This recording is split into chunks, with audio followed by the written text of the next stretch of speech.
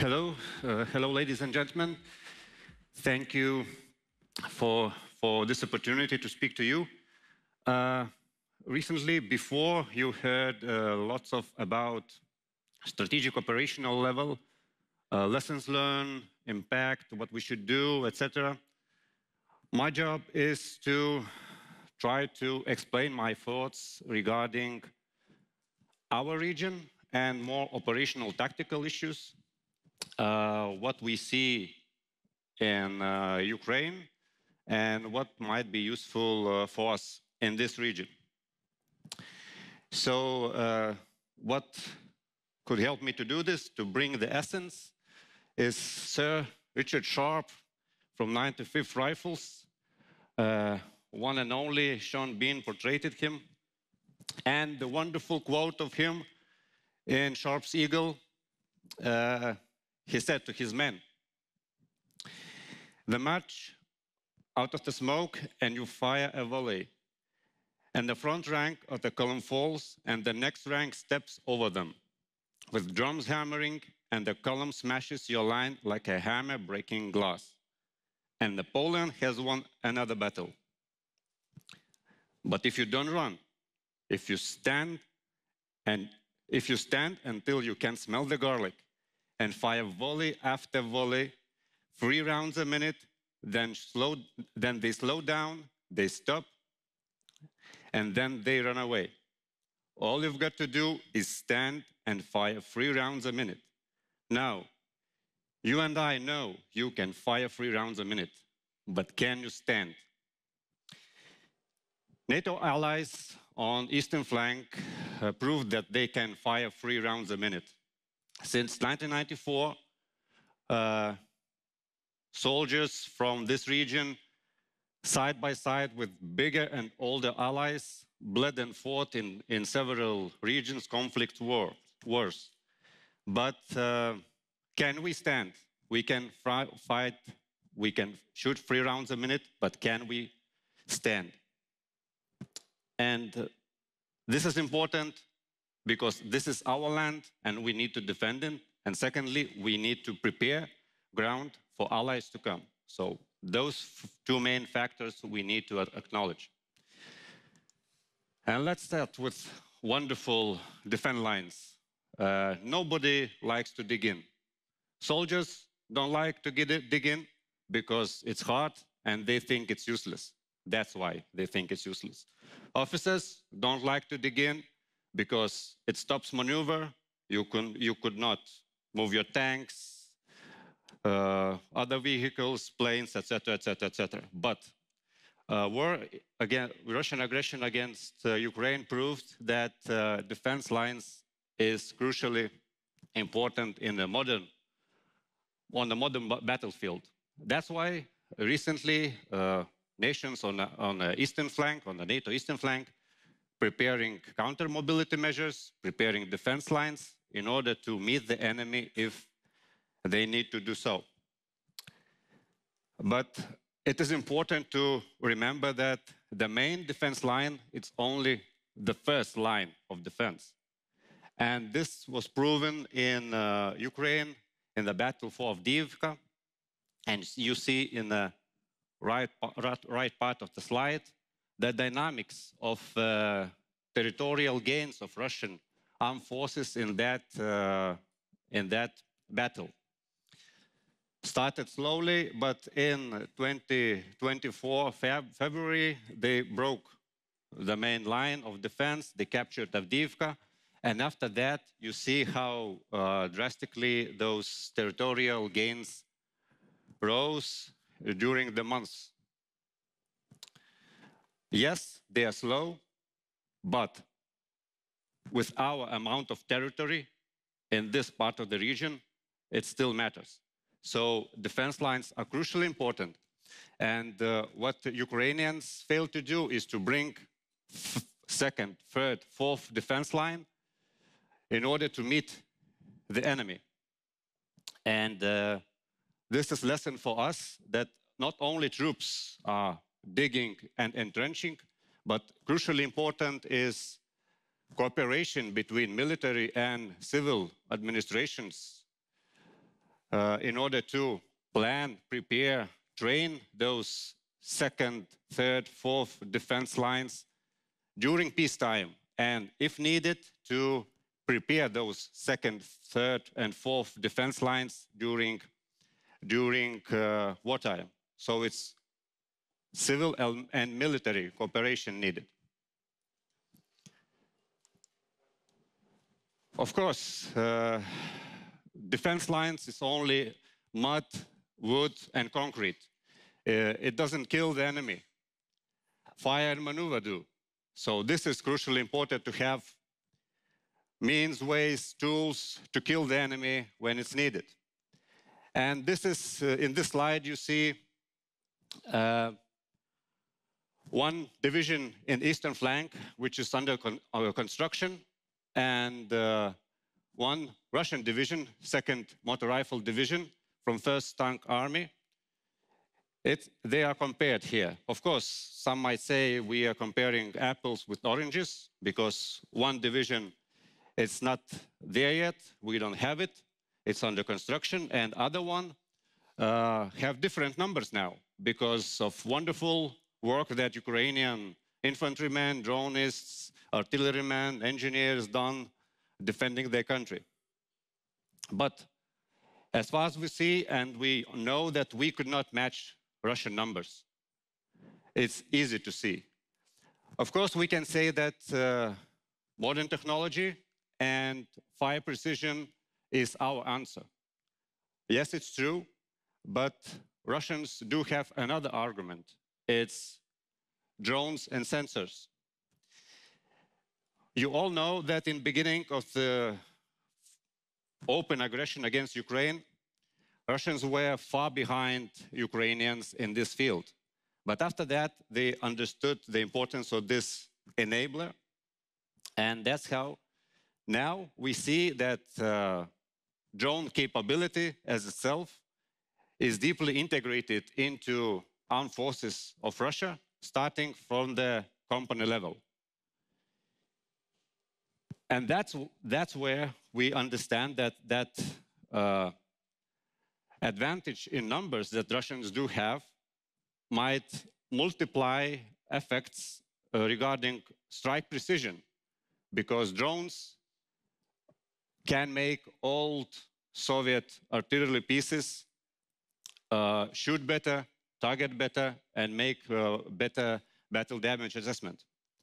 So this is important to have our own capability to do things like this, to have drones, strike, ICR, deep strike, you name it, but also to have capabilities to defend ourselves, our troops, from such capability. And we do not talking about Patriot system or something like that. Cheap mobile air defenses and extremely important electronic warfare. And as far as we understand, we are in a rough road on this, not only on eastern flank, but also in the whole NATO. So there's lots of room of improvement for us to do. And steel or iron is useless if we do not have men and women who will use that weaponry and other things to kill the enemy and defend our homeland. So mobilization. Before that, before open aggression against Ukraine, we relied mainly on professional armed forces. I mean, in 2014, before 2014, it's professional army, etc., etc. But as we see now on a battlefield in conventional warfare, that professional army is not the only answer to gain reinforcements to fight the enemy. So we see that not only Ukrainians, but also Russians had to use mobilization and to make those operations that they are providing and that strategic thinking that they want to implement in Ukraine work. So mobilization for both sides works mainly in two directions. So it's filling the gaps of actual units they are fighting or preparing to fight, and forming new units in order to be ahead of the enemy, to surprise him, etc. And for both those directions, their directions is important mainly two things: it's training and equipment. Without that, those units will be only numbers on a piece of paper.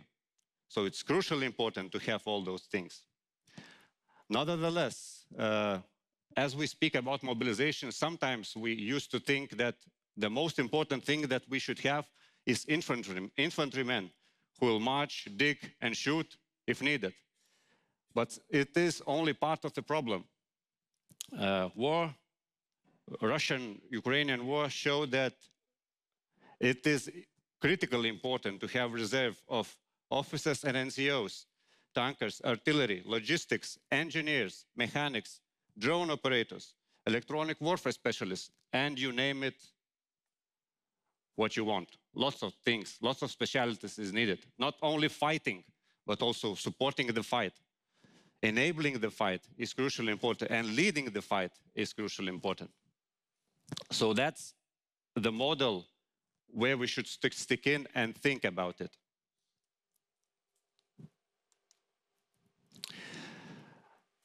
Always some people say that amateurs talk about tactics and professionals talk about logistics. So, of course, we need more stockpiles, better industry, lots of goods here, lines of communication, etc. But I would like to talk about how to defend all those lines of communications. It's crucially important. Because as far as we see in Ukraine, Russia, one of the main factors that Russia wants to achieve is to disrupt the lines of communications in Ukraine. Of course, it has other part, disrupting lines of communication and terrorizing the civilian population, but that do an effect also on lines of communication. And Russians do have mainly 4 tools to do so. So it's Shahed drones to test Ukraine air defense, to find the gaps and hit.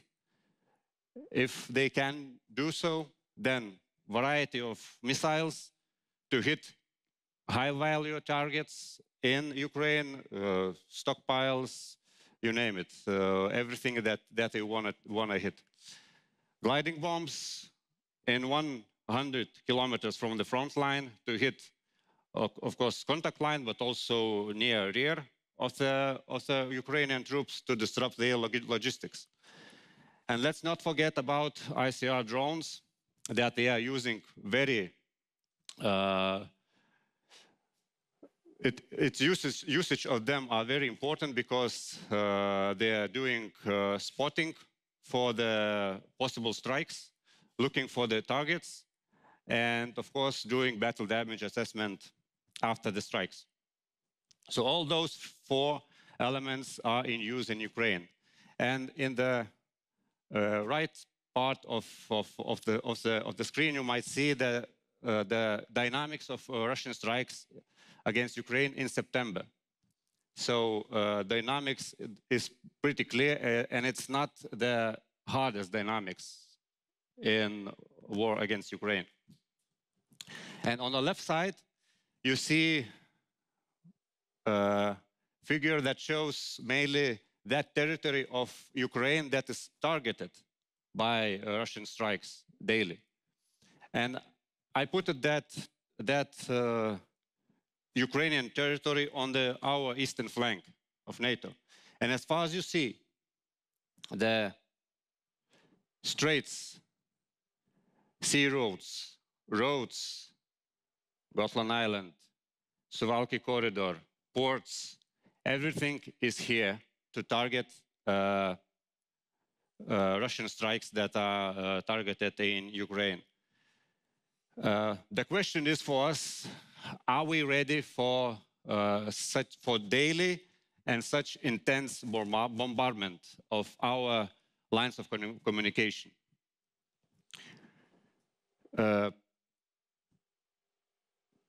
Some might say yes, some might say no, but obvious that we should do improvements and make our air defenses and electronic warfare, operational strategic electronic warfare, work better than it does today.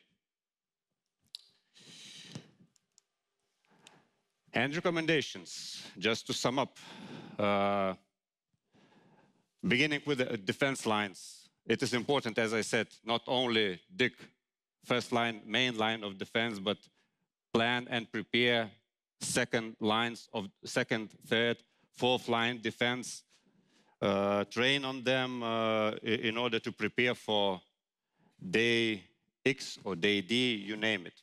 And the most important thing is cooperation between military and civil structures. That's why Minister talking about commandants said that it's crucially important. That might be a job for them also. Reserve, integrated into operation as soon as possible. We will not have luxury to train men and women for months or years or something like that. Our defense depth is not so huge as in Ukraine. Of course, we have allies, but we have to have flexible reserve system in order to fill the gaps and to stay in the fight. Fire maneuver enabled and enhanced by drones, electronic warfare, and air defense. Numbers matters too, and technology matters too. And our opponent does not sit and wait until we will smash them with our HIMARSes, ATACMS, or something like that. They are doing their job also. And last but not least, securing lines of communication based on combination of modern air defense, electronic warfare, and mobile low-cost capabilities. This is crucially important. Not 1, 5, 10 Patriot system won't save us. We need layers of air defenses, layers of electronic warfare that might help us to stand in the fight. And in the end, so can we stand? A few years ago, in 2013, some might say, no, we can't. But after a few years, my personal opinion and my answer to this now might be, it depends. Not no, but it depends. It depends how flexible, how stubborn, how bold we will be with our decisions, with our procedures, with reaching goals that we wanted to reach. And I guess the best example and best quote for this, for ending, is Lord Otto Hightower from House of the Dragon. He said, "We play an ugly game. And now, for the first time, I see that you have the determination to win it. So we are on the right path. So let's stick it in, and we will be victorious." Thank you so much.